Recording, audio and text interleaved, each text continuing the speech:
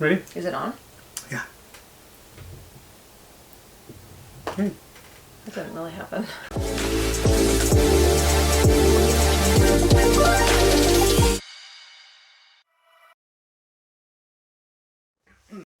Hey friends, today in this video we're going to talk about the second of our 4 legendary relationship elements, and this one is partners. Partners, just to kind of give a quick summary, is kind of the business side of the relationship. It includes the finances and the kids getting the basics. You call it the life's basics. Yeah, get the basics down. Right. However, we have broken up the partners element into, what is it, five principles. Yeah. Okay.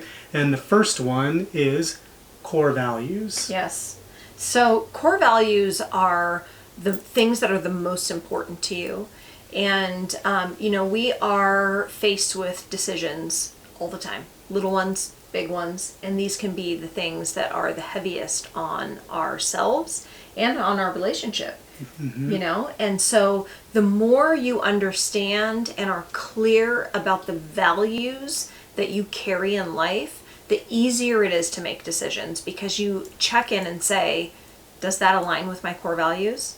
Yeah. Or does it not? The core values become sort of a guiding light to They're the GPS. Right, of how you live your life, essentially. Right. For making decisions, creating actions and goals and all of that around the values you share as a couple and as a family. Right. So for us, our first one is integrity. And so are we doing the right thing? Mm-hmm. Is this move that we're making or decision that we're making the right thing to do?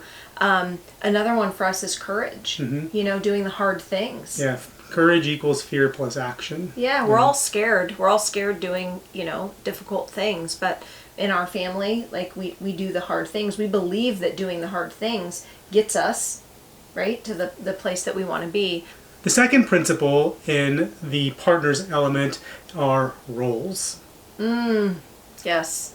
So roles, let's talk a little bit about what are roles really. It's sort of, it's not necessarily man-woman roles. They can be, but it's really... There's an element of that. But it's really just establishing sort of roles based on strengths. Right, it's the strengths in the relationship. Yes. I can't be frustrated at you for not being good at something I'm good at, and vice versa. We talk about or something that I'm just not naturally good at. So for a long time in our relationship, we focused on the things that we both sucked at. Yeah. And so I would struggle with you because you sucked at the things that I was good at, and vice versa. Right. And so the moment we made the shift that said we are in a partnership, I'm good at certain things and you're good at certain things. You do the things that you're good at, I'll do the things that I'm good at. Yep. Right? The moment we made that shift and we started to honor the things that you were naturally good at instead of focusing on all the things that you weren't good at, vice versa, right? You're able to get the partnership kind of rolling, moving forward. And I love the example of business and sports in this part of it. You talk sports because I don't talk that. But in business, right, you have the CEO or you have the CFO, and the CFO handles finances and the CEO handles direction. And then you've got the chief marketing officer. Well, the chief marketing officer is out there, marketing and making sure that the face of the business is a certain way, but he doesn't look at the guy that was supposed to handle sales and say, listen, Mr. Sales, or listen, Mr. CFO, you're supposed to be handling this. We don't do that. In business, we stay in our lane and we honor our strengths, and we're hired for our strengths. And in a lot of relationships, opposites attract. Yeah. Right? There's certain things I'm good at, there's certain things you're good at. And very often, most relationships get stuck in this partnership loop where I'm struggling with the things that you're not good at, instead of saying, hey, what are you good at? And I'll take the rest. I got your back. Right, exactly. Yeah. And I use the sports analogies. The quarterback and the wide receiver. The quarterback throws, wide receiver catches. Everybody in that team has a role. And the quarterback doesn't get mad at the wide receiver for not being able to throw properly, and the wide receiver doesn't get mad at the quarterback for not being able to catch the ball really, really well. So everybody has their strengths, and together as a team, they win games. Yes. So brings us to our third principle, which is finances. Finances is a big trigger in a lot of relationships. A lot of places where people get into arguments, and we are not here to give you financial advice. What Definitely we know not. relationships and marriages need to have around finances is open and honest communication around what's going on. What is your relationship to money? What is my relationship to money? Yes. Great. So knowing that about each other, what design around our finances do we want? How do we want to look at finances? How do we want to budget? And checking in constantly around finances as well, rather than letting those things get swept under the carpet so that they creep up later and cause a lot of disconnection and argument. The biggest thing that we see around finances in relationships that cause struggles are two things. One is lack of vision on your finances, shared vision. Like, where are we going? What do we truly want when it comes to our personal finances currently with our budget and our financial freedom plan of where we're going? And then the next thing is communication, consistent communication, and saying, this is where we're at with our finances, this is where we're going, this is what's happening. Should we pivot? Should we not? Hey, I bought this today, or we're gonna buy that tomorrow. Hey, this is the parameter in which we're spending. Are we off? Are we on? And so just the taking the emotion out of it, honoring the emotion, like you just said in the beginning, right? Like, where'd you come from your financial story? Where did I come from with my financial story? What are my desires? Like, honoring it, but taking the emotion out of it and just saying, where do we want to go? What are the logistics to get there? And what can we do to make that happen? What needs to change? What needs to happen? Right. Yeah.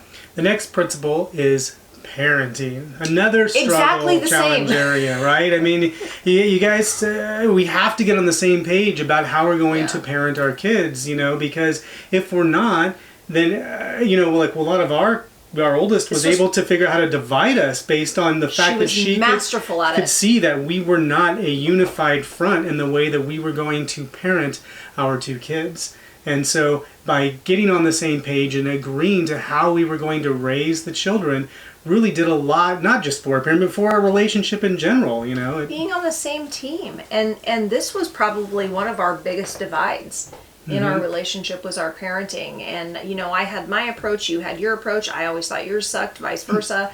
And so we had this real big struggle in our parenting loop, in addition to the partnership loop. And so getting on the same page with how we did it in that daily check-in of, hey, this is what happened today with the kids.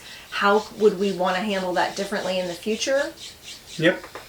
You have to get on the same page and aligned in the parenting. And then the last part of the last principle of the partners element is home and schedule. It's kind of like the systems that the machine part of that system in a relationship. Right. If there's things that you're doing multiple times, like day over day, week over week, month over month, have a system, have a checklist, so that everybody knows who's supposed to be doing what, and it's not like, oh, this didn't get done again, right? Or, oh, this was supposed to be on the schedule and we forgot it. Those weekly check-ins, those monthly, planning meetings, and planners, calendars. Systems around your food, systems around your chores, systems around the basics, the things that we're never getting away from eating. We have to eat, right? We're never getting away from doing laundry or picking away. Even if you're hiring out, there's still an element of managing that vendor or that person. And so all of these parts of our partnership and the things that go on in our household are the things that get us stuck,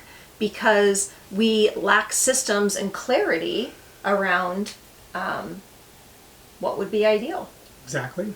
So core values, roles, finances, parenting, and homes and systems. That's the partners element. Yes. Right? So if you enjoyed this video, subscribe, do the notification bell, and share with your friends. Right. Thanks. Sit up. Oh, not too much.